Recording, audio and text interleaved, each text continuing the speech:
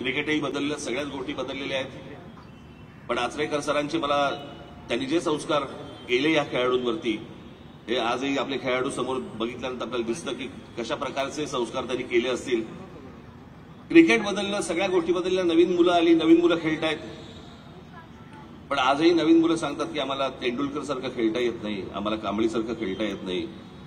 किंवा ते जे बघत असतात ती गोष्ट, जे सरांनी शिकवलं, ज्या गोष्टी त्यांनी, अर्थात ते जिनियस होते म्हणून सरांच्या शिक्षण आणि त्यांचा जिनियसपणा हा एकत्र येऊन सगळ्या गोष्टी पुढे झाल्या. पण आज मला असं वाटतं की अत्यंत आनंदाची ही गोष्ट आहे की आचरेकर सरांचं या ठिकाणी स्मारक होतंय. जसं तुमच्याकडे क्रिकेट जसं बदलत गेलं तसं आमच्याकडे पण राजकारण बदलत गेलं. तुमच्याकडे अंपायरने आऊट दिल्यावरती तुमच्याकडे थर्ड अंपायर असतो. गेल्या निवडणुकीला आम्हाला जर थर्ड अंपायर मिळाला असता तर मला असं वाटतं अनेक निर्णय बदलले असते, वेगळे दिसले असते कदाचित. पण आमच्याकडे थर्ड अंपायर नसल्यामुळे आम्ही काही करू शकत नाही. आज या सगळ्या बदललेल्या क्रिकेटमध्ये देखील आचरेकर सरांचं नाव हे मोठं होताना दिसतंय, लोकांपर्यंत जातंय आणि सर्व खेळाडू हे अजूनही त्यांच्यासमोर नतमस्तक होत आहेत. मला असं वाटतं की ही गोष्ट प्रेरणादायी आहे. इतर सर्व खेळाडूंनी या सगळ्या गोष्टीतनं काही गोष्ट घेतली पाहिजे, शिकली पाहिजे असं मला वाटतंय. आज सुनील रामणी यांचं सगळ्यात मोठं या स्मारक उभारण्यामध्ये खूप मोठं योगदान आहे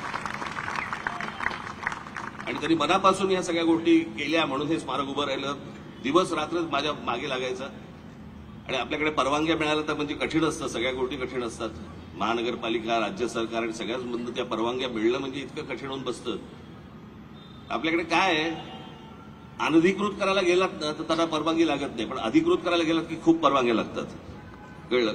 तर त्याच्यामुळे अधिकृत करताना जरा बराच वेळ गेला. खरं तर हे खूप अगोदर व्हायला पाहिजे होतं.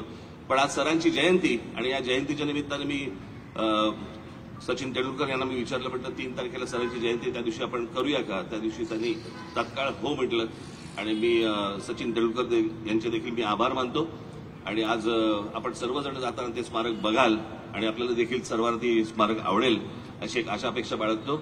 आज खरं तर या रांगेमध्ये मी चुकीचा खेळाडू आहे, पण तरी मी बसलोय किंवा मला बसवलंय असं समजा. पण आज तुम्ही सगळेजण इतक्या मोठ्या संख्येने आलात, मी अत्यंत आपला आभारी आहे. धन्यवाद.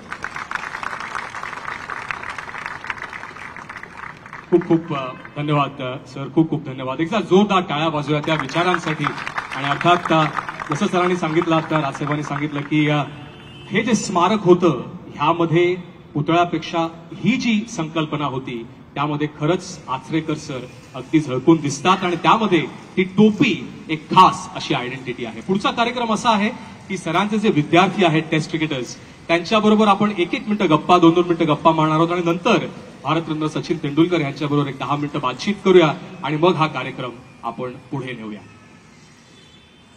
Firstly, I will start with